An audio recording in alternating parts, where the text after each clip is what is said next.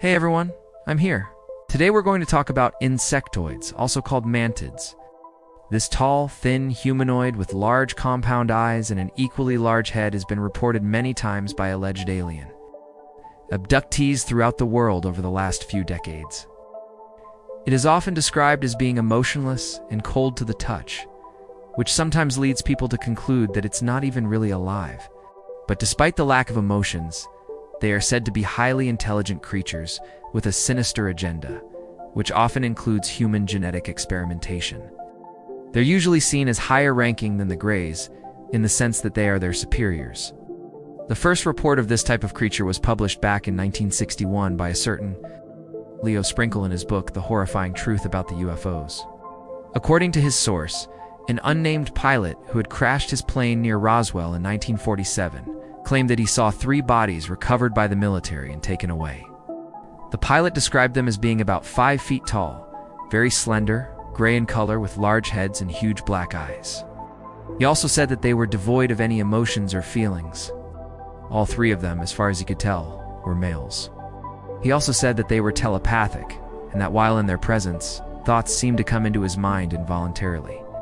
Interestingly enough, these descriptions match up with other abduction stories quite well, especially those of Betty and Barney Hill, who in 1961 became the first alleged victims of alien abduction to ever testify in public. However, there have been some reports claiming that the insectoid was the one who led the 2 Greys who abducted the Hills.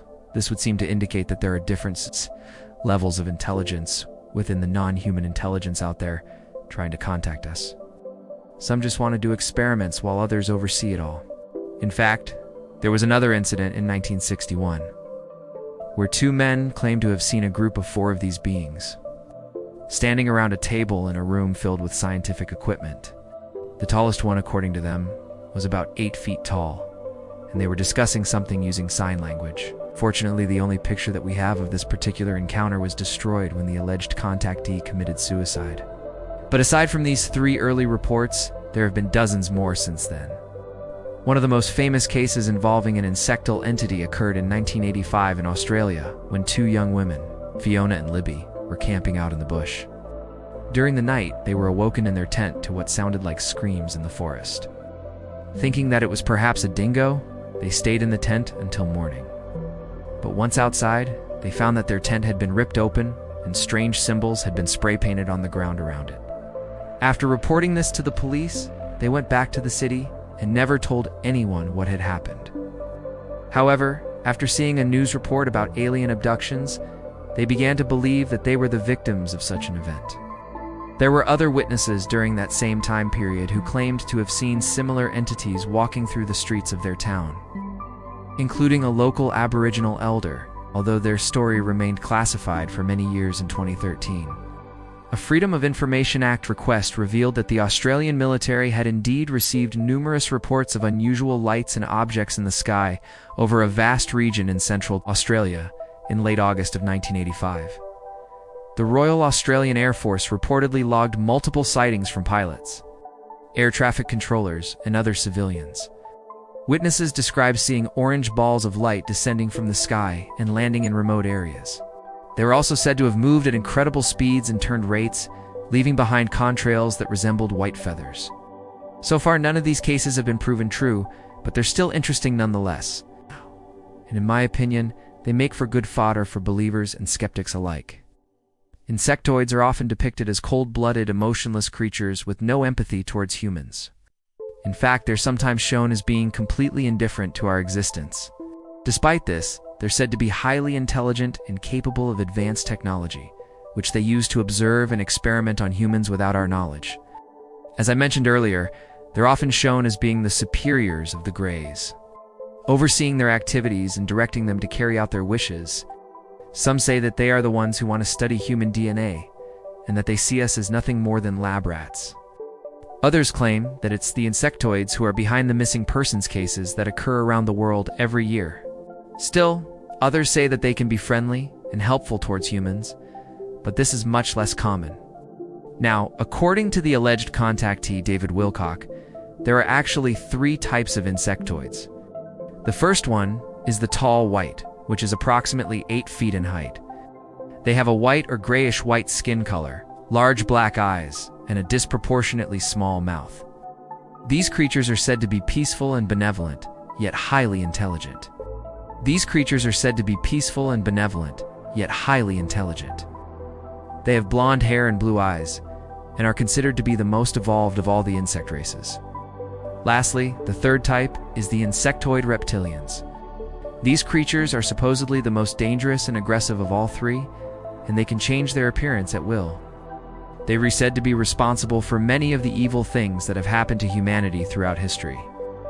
These three types were later popularized by conspiracy theorists and ufologists, but he was the first one to bring them into mainstream media.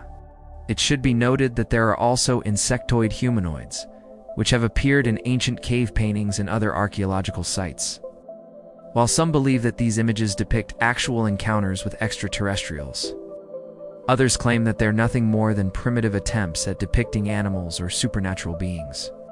Proponents of the former theory point to similarities between ancient depictions of insects and modern-day sightings as evidence that there may be something to this idea. However, skeptics argue that such evidence is circumstantial at best, and that there's no concrete proof that aliens ever visited Earth in the past or present. As you can imagine, these stories have inspired plenty of fiction as well. In the movie Fire in the Sky, for example, the insectoid is portrayed as a cruel and sadistic creature that delights in torturing its victims both physically and psychologically. Another film where it plays a major role is Communion with a Vengeance, based on the story of Whitley Strieber and his strange encounter with an entity known as the Man in Black. In this film, the insectal is shown as being incredibly powerful and even able to manipulate time itself. There is also a short story titled Insectoids from the Twilight Zone, which describes a terrifying alien race that invades Earth using technology beyond our understanding. And even The X-Files featured an episode titled Beyond the Sea, which focused on a mysterious killer who seemed to be targeting specific people and leaving behind strange symbols that nobody could understand. The episode heavily implied that there was an insectal presence behind it all. Personally, do know what to think about these stories, because there is no way of proving them true or false.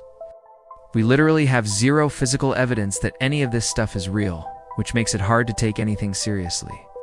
On the other hand, though, just because we do and have proof that it's not real, doesn't mean that it is not. So ultimately, I guess I'll just have to leave that up to your interpretation. What do you think? Are these beings real? So, do you believe that they re-here in peace? Or do you think that they re a threat to humanity? Let me know in the comments below. As always, I want to thank you guys for watching, and I hope you enjoyed the video. If you did, make sure to hit that thumbs up button and share this with your friends. Don't forget to subscribe either, so you won't miss any new videos. Till next time, stay curious.